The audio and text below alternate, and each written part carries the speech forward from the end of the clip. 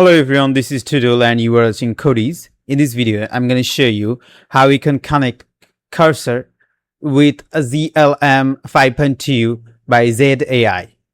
So I'm going to show you the step-by-step guidelines to how you can connect z.ai GLM 5.2 with your cursor IDE. So first of all, you have to go to the documentation page of z.ai cursor integration. I am already in the documentation page. How we can get that page? Just Google cursor z.ai. Then you will get into this page and you can get the step-by-step guideline in text about how we can connect it. We need two things. One is cursor IDE installed in your system, and the second, you need a paid GLM model or paid subscription of z.ai. I already have that. So at first we need to open the cursor and you have to log in with cursor with our Gmail or your preferred email address. So let me log in it first.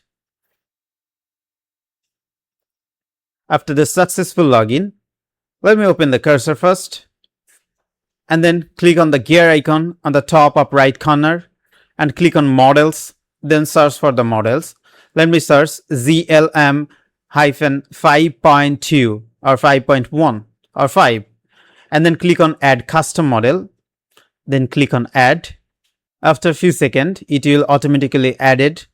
Then you have to go for the API keys. First of all, we need OpenAI API key.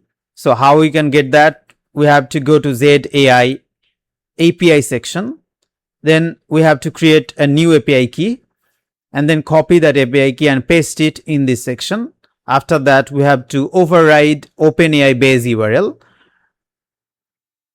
How we can do that? Just come to the documentation page and copy this override OpenAI base URL and paste it here, and make sure to turn this two thing on.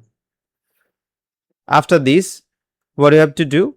We have to come in our agent section and then click on the select model option where it already shows auto. We have to turn it off and look for our model. Yes, GLM 5 is selected or our preferred model is selected. Then let me type something and wait for the result.